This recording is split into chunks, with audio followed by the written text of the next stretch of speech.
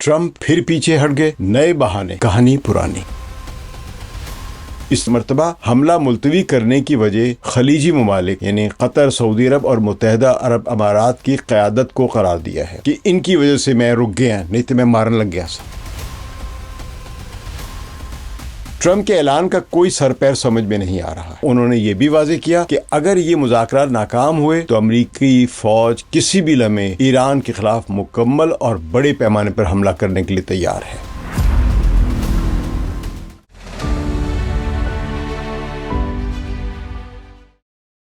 सकलैन इमाम का सलाम कबूल कीजिए। ट्रंप फिर पीछे हट गए, नए बहाने, कहानी पुरानी। अमेरिकी सदर डोनाल्ड ट्रंप ने एक बार फिर ईरान पर हमले का मंसूबा मुलतवी कर दिया है। ये आपने खबर सुन ली होगी, शायद चंद दिनों के लिए और शायद हमेशा के लिए। और इस बार उन्होंने अपने पीछे हटने की वजह खलीजी ममालिक यानी जिसमें कतर, सऊदी अरब और मुत्तहिदा अरब अमारात की क़यादत को करार दिया है कि इनकी वजह से मैं रुक गया, नहीं तो मैं मारने लग गया था। तो ट्रंप ने अपनी ट्रूथ सोशल अकाउंट पर एक पोस्ट में बताया कि इन तीनों ममालिक के रहनुमाओं ने इनसे दरख्वास्त की कि वो ईरान पर होने वाले हमले को रोक दे, क्योंकि उनके मुताबिक इस वक्त इंतहाई संजीदा मुज़ाकरात जारी हैं और एक ऐसा मुआहिदा हो सकता है जो अमेरिका और पूरे मशरिक़ वस्ता के लिए काबिल कबूल होगा। ये ट्रंप को बताया है गालिबन सऊदी अरब के रहनुमाओं ने, कतर के रहनुमाओं ने और मुत्तहिदा अरब अमारात के रहनुमाओं ने ट्रंप को ये बताया। लेकिन अभी तक ये मालूम नहीं हो सका कि सऊदी अरब, कतर और मुत्तहिदा अरब अमारात के कोई अपने मुज़ाकरात भी ईरान से चल रहे हैं या वो पाकिस्तान के ज़रिए होने वाले मुज़ाकरात की बात कर रहे हैं। आखिर पाकिस्तान भी तो मुज़ाकरात करवा रहा है ना। और क्या मुत्तहिदा अरब अमारात के सऊदी अरब के साथ कोई चैनल बना हुआ है उनका आपस में कि जो मिल के सऊदी अरब और मुत्तहिदा अरब अमारात और कतर मिलकर ईरान के साथ कोई मुआहिदा करने के लिए या मुज़ाकरात करने के लिए उनका आपस में इन तीन मुल्कों का कोई चैनल बना हुआ है? तो ट्रंप के ऐलान का कोई सर पैर समझ में नहीं आ रहा है। ट्रंप ने अपने नए ऐलान में ये भी कहा कि शायद अरब ममालिक के ईरान के साथ मुमकिना तौर पर इस नए मुआहिदे में सबसे अहम शर्त ये होगी कि ईरान के पास न्यूक्लियर हथियार या जौहरी हथियार नहीं होंगे। ताहम उन्होंने ये भी वाज़ेह किया कि अगर ये मुज़ाकरात नाकाम हुए तो अमरीकी फ़ौज किसी भी लम्हे ईरान के ख़िलाफ़ मुकम्मल और बड़े पैमाने पर हमला करने के लिए तैयार है। अच्छा, यहाँ पे सिर्फ ये बता दूँ कि ईरान ने कभी भी नहीं कहा कि वो न्यूक्लियर बम बनाना चाह रहा है। उसने हमेशा कहा है कि वो न्यूक्लियर प्रोग्राम उसका पुरअमन है, बम बनाने के लिए नहीं है। लेकिन अब ईरान ने ये कहा है कि वो अपने न्यूक्लियर प्रोग्राम के ऊपर जो एनरिचमेंट की कंडीशंस लग रही थी, शराइत लग रही थी कि इससे ज़्यादा नहीं करना, उससे ज़्यादा नहीं करना, या जितना एनरिच किया हुआ है वो अमेरिका के हवाले कर दो, ईरान ने ये तमाम शराइत मुस्तरद कर दी हुई हैं। बल्कि अब तो उनके ये पोजीशन है कि इस मामले पर बात ही तब होगी जब पहले ईरान की शुरू की जो 5 शराइत हैं वो मान लीजिए, इनका मैं अभी जिक्र करता हूँ आपके सामने। तो ये देखना दिलचस्प है कि ट्रंप ने इस मरतबा हमले रोकने के लिए एक नया बहाना इस्तेमाल किया है। इस मरतबा हमला मुलतवी करने की वजह खलीजी ममालिक यानी कतर, सऊदी अरब और मुत्तहिदा अरब अमारात की क़यादत को करार दिया है कि इनकी वजह से हम हमला नहीं कर रहे हैं। उन्होंने दरख्वास्त की है, यानी ट्रंप कहते हैं कि इन मुल्कों ने दरख्वास्त की है कि ईरान पर हमला ना करें, पेशरफ्त हो रही है। इससे पहले जब भी ट्रंप ने ईरान पर हमलों के मंसूबे मुलतवी किए थे तो वो फील्ड मार्शल आसिम मुनीर और वज़ीर आज़म शहबाज शरीफ की एडवाइस का जिक्र करते थे। उनका कहना था कि पाकिस्तानी क़यादत की दरख्वास्त पर उन्होंने हमला रोका, लेकिन इस मरतबा उन्होंने खलीजी ममालिक के रहनुमाओं की एडवाइस को आगे किया है ढाल के तौर पर। सवाल ये है कि क्या वाकई खलीजी ममालिक जो हैं और ईरान के दरमियान कोई संजीदा मुज़ाकरात हो रहे हैं? सुना है आपने कहीं? क्या इन मुज़ाकरात से कोई ठोस नतीजा निकल सकता है, या ये महज एक फेस सेविंग का अमल है ताकि ट्रंप को इस हमले के जो ऐलान किया था, उन्होंने बढ़क जो लगाई थी, उससे भागने का एक आसान सा मौका मिल जाए? मैं तो मारने लगा था ईरान को, लेकिन इन्होंने रोक दिया मुझे। तो माहिरीन का ख्याल है कि ट्रंप ने ये कदम दरअसल अपनी बरतरी कायम रखने और एक मरतबा फिर जंग में कूदने से बचने के लिए उठाया है।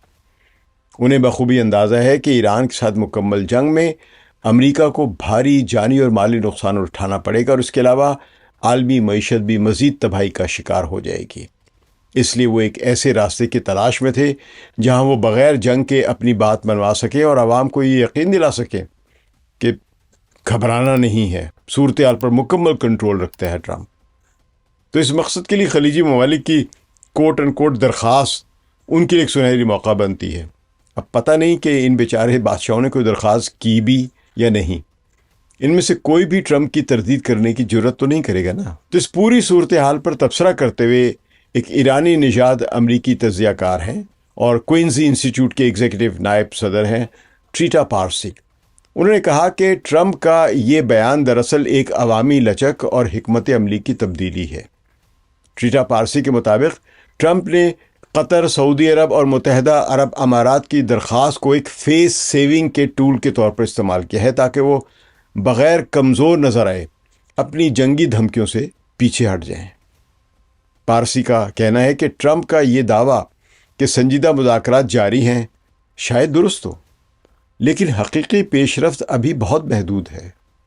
یعنی وہ کہتے شاید درست کہہ رہا ہو یہ، ویسے ان کو بھی شک ہے کہ اسے سچ بھی بولا یا نہیں بولا۔ تو ان کے خیال میں سب سے اہم نقطہ یہ ہے کہ ٹرمپ نے صرف جوہری ہتھیار نہ ہونے کو شرط اس دفعہ بنایا ہے، جبکہ یورینیم کی جو انرچمنٹ ہے یا موجودہ سٹاک جو ہے یعنی انرچ یورینیم کے ذخیرے کا کوئی ذکر ہی نہیں کیا ہے۔ ٹریٹا پارسی اسے ایک ممکنہ خلا یا کامیابی کی کنجی قرار دیتے ہیں، کیونکہ اس سے ایران کو ایک قسم کا اعتماد ملتا ہے اور ایک امن کی راہ بھی مل سکتی ہے کہ ہاں ہم کچھ پابندیاں قبول کر لیتے ہیں کیونکہ ہم اپنی مرضی سے کریں گے۔ تاہم ٹریٹا پارسی یہ انتباہ کرتے ہیں کہ ٹرمپ جو تاثر دینے کی کوشش کر رہے ہیں کہ وہ مکمل طور پر صورتحال پر کنٹرول رکھتے ہیں، وہ کہتے ہیں حقیقت میں ایسا قطعی نہیں ہے۔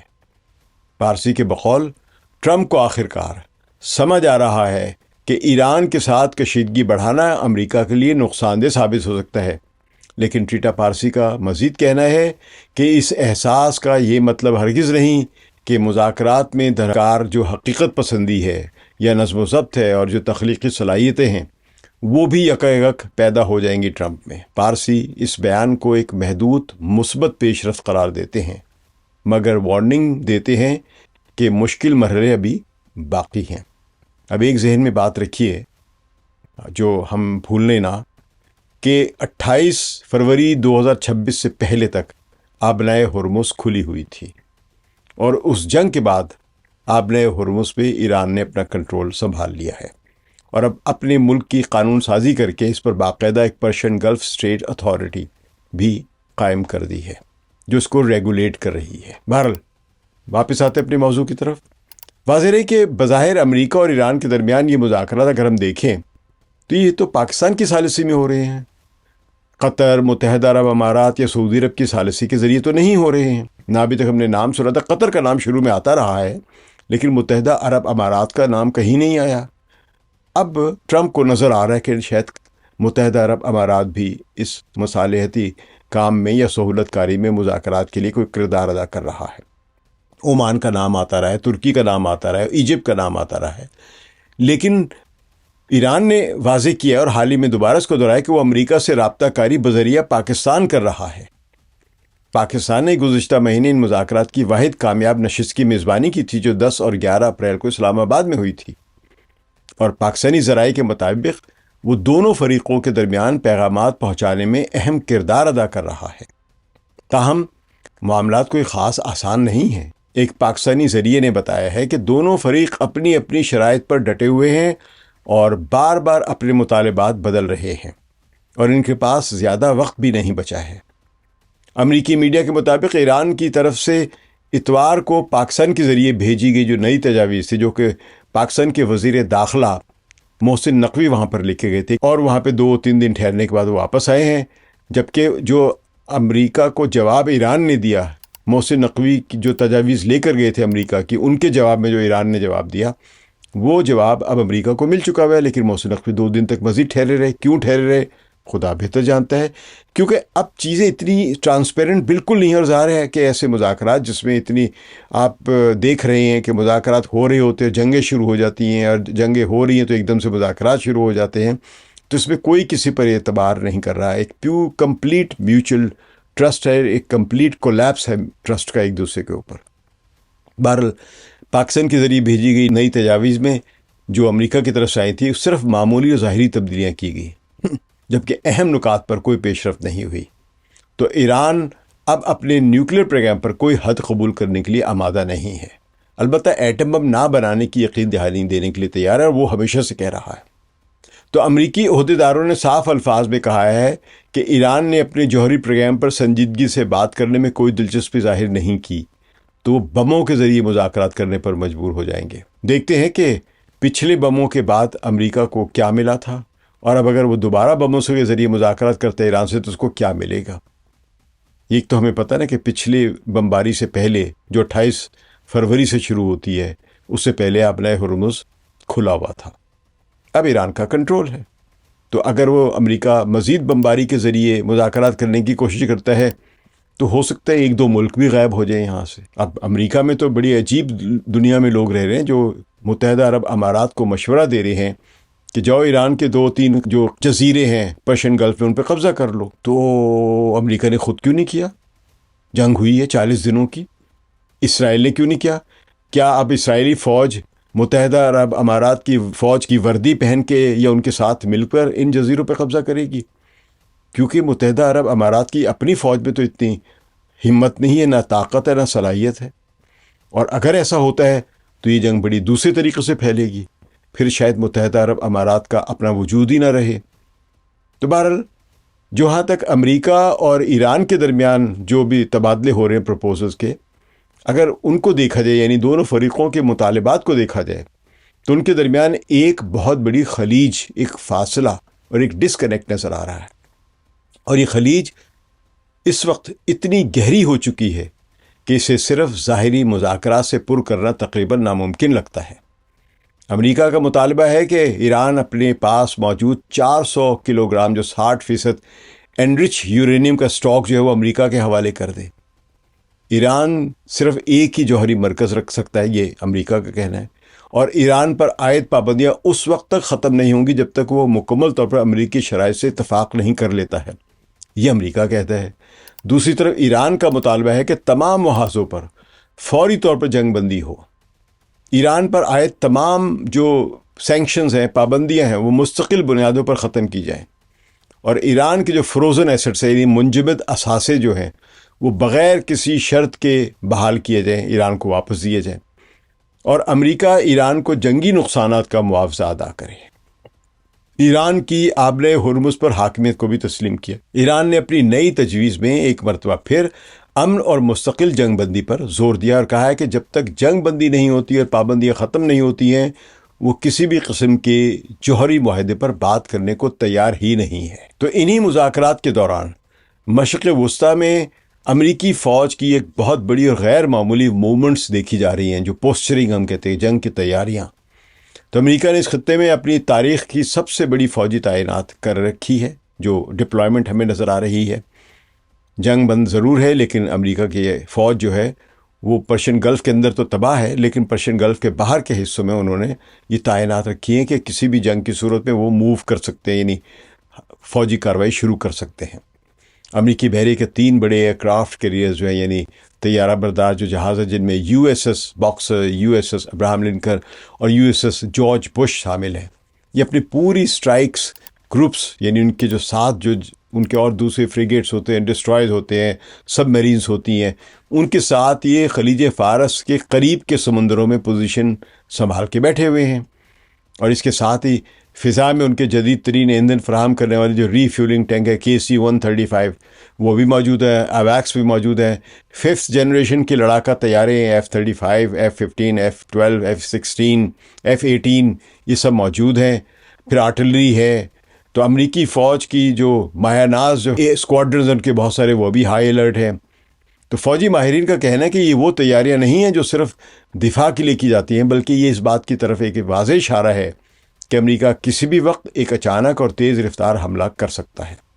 تو اس حملے کا ہدف ایران کے جوہری مراکز ہو سکتے ہیں، بیلسٹک میزائلز فیکٹریاں ہو سکتی ہیں، تیل کی جو تنصیبات ہیں ان کا جو انفراسٹرکچر ہے، یا آبلۂ ہرمز پر ایران کا کنٹرول چھیننے کی کوشش ہو سکتی ہے۔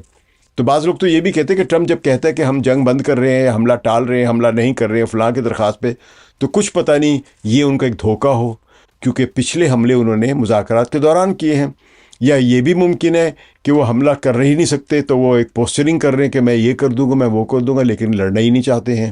اور پھر کچھ یہ بھی خیال ہے کہ شاید اب ان کو سمجھ میں ہی نہیں آ رہا ہے، تو کم از کم ایک وہ زبانی جمع خرچ والی ایک دھمکی تو دے سکتے ہیں نا، کہ میں تو اسے مار دوں گا اور میں چھڑنا نہیں چلوں، اور کچھ کر بھی نہیں سکتے۔ تو ظاہر ہے اس حالت میں ایران بھی جو ہے وہ ہاتھ پہ ہاتھ دھرے تو نہیں بیٹھا رہے گا نا۔ اس نے اپنی جو ان کی جو ملٹری ہے، ان کے جو پاسداران ہیں، ان کے جو گارڈز ہیں، ان کو ہائی الرٹ پر کر دیا ہے اور خبردار کیا ہے کہ اگر امریکہ نے کوئی غلطی کی تو اس کا بھرپور جواب دیا جائے گا۔ اس کے ساتھ ایران نے ایک ایسا ہتھیار بھی میدان میں اتارا ہے جس کا ذکر اکثر اب نہیں کیا جاتا ہے، لیکن اب یہ بہت زیادہ بات ہو رہی ہے، اور یہ بہت ہی تباہ کن ہتھیار ہے ایران کے ہاتھ۔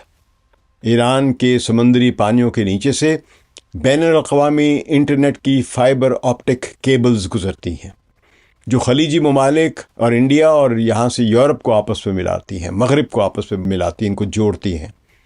ان کیبلز کے ذریعے روزانہ کھربوں ڈالر کا جو بھی کہہ رہے کہ انٹرنیشنل جو ہے فائنینشیل جو ٹرانزیکشنز ہیں، لین دین ہے، اور جو ٹریڈ کے جو سودے ہوتے ہیں آپس میں، وہ ان کیبلز کے ذریعے ممکن ہوتے ہیں۔ آپ یہ سمجھ لیجئے کہ جو سیٹلائٹس کے ذریعے جو ٹرانسمیشن ہوتی ہے انفارمیشن کی، ڈیٹا بائٹ سے ہوتی ہے، وہ شاید کل جتنا بھی ہوتا ہے اس کا 5% بھی نہیں ہے۔ باقی 95% جتنا بھی ڈیٹا ٹرانسفر ہوتا ہے وہ ان کیبلز کے ذریعے ہوتا ہے۔ تو ایران نے خبردار کیا ہے کہ وہ ان کیبلز کو اپنے کنٹرول میں لے سکتا ہے، اور اگر ان میں کوئی ڈسرپشن آئی تو اس سے عالمی معیشت کو بہت بڑا نقصان پہنچے گا، بلکہ کولیپس کر دے سب کچھ۔ ایران کا کہنا ہے کہ وہ آبِ ہرمز پر اپنی مکمل خود مختاری جو ہے برقرار رکھے گا، اور اس معاملے میں کسی قسم کا سمجھوتا نہیں کرے گا۔ تمام تر سفارتی کوششوں اور ٹرمپ کے حملہ نہ کرنے کے اعلان کے باوجود صورتحال انتہائی خطرناک ہے۔ ٹرمپ نے اگرچہ ایک بار پھر حملہ ملتوی کر دیا ہے اور اپنے آپ کو ایک دانش مند قائد کے طور پر پیش کرنے کی کوشش کی ہے، لیکن حقیقت یہ ہے کہ امریکہ اور ایران کے درمیان تمام تر بنیادی اختلافات وہیں پر کھڑے ہیں جوں کہ تو موجود ہے۔ ایک طرف امریکہ اپنی پوری فوج کی اور فوجی طاقت کے ساتھ ایران کو گھیرے میں لیے ہوئے ہے، تو دوسری طرف ایران اپنے علاقائی مفادات اور جوہری پروگرام پر ڈٹا ہوا ہے۔ پاکستان کی ثالثی کے باوجود مذاکرات تعطل کا شکار ہیں، اور اس میں پاکستان کی کوئی غلطی نہیں، کیونکہ پاکستان نے سارے مذاکرات کا سلسلہ ہی ڈونلڈ ٹرمپ کے کہنے پر شروع کیا تھا۔ تو اگر ڈونلڈ ٹرمپ بھی کسی ایک جگہ کھڑا نہیں رہتا تو پاکستان کیا کر سکتا ہے؟ اور ایران پھر ڈونلڈ ٹرمپ پر کیوں بھروسہ کرے؟ بلکہ کوئی بھی ملک کیوں بھروسہ کرے؟ ابھی وہ چین بھی گئے تھے، تو چین کے صدر کا جو ایک رویہ رہا ڈونلڈ ٹرمپ کے ساتھ، وہ بڑا واضح ہے کہ بھائی میچور بنو، ہمیں اپنے لیے خطرہ نہ سمجھو، بلکہ آؤ مل کے دنیا کو ترقی دیں۔ لیکن ڈونلڈ ٹرمپ کو یہ بات سمجھ نہیں آ سکتی، کیونکہ امریکہ کا جو سرمایہ دارانہ نظام ہے اس میں زیرو سم گیم دیکھی جاتی ہے کہ یا میں جیتوں گا یا تم جیتو گے۔ جس طرح جوئے کے اڈے پہ ایک جواری کہتا ہے یا میں جیتوں گا یا تم جیتو گے، ہم دونوں جیت ہی نہیں سکتے، کیونکہ سٹیک میں جو شرط پہ یا داؤ پہ جو رقم لگی ہے وہی یا ادھر جائے گی ادھر جائے گی۔ یہ امریکہ میں کے صدر ڈونلڈ ٹرمپ کی ذہنیت ہے۔ پاکستان کی ثالثی کے باوجود مذاکرات بھارت تعطل کا شکار ہیں، اور خلیجی ممالک کی درخواست پر حملہ روکنا ٹرمپ کے لیے صرف ایک عارضی قسم کی آپ کہہ لیں فیس سیونگ کا عمل نظر آتا ہے۔ آنے والے دن فیصلہ کن ہوں گے کہ اس خطے میں امن قائم ہوتا ہے یا ایک نئی اور تباہ کن جنگ کا آغاز ہوتا ہے۔ ٹرمپ یہ نہ بھولیں کہ 28 فروری سے پہلے آبِ ہرمز کھلا تھا۔ اب اگر جنگ دوبارہ شروع ہوتی ہے تو اور کیا کیا وہ ہارتے ہیں، یہ جواری اچھی طرح جانتے ہیں۔ شکریہ۔ ثقلین امام کو اجازت دیجیے۔ خدا حافظ۔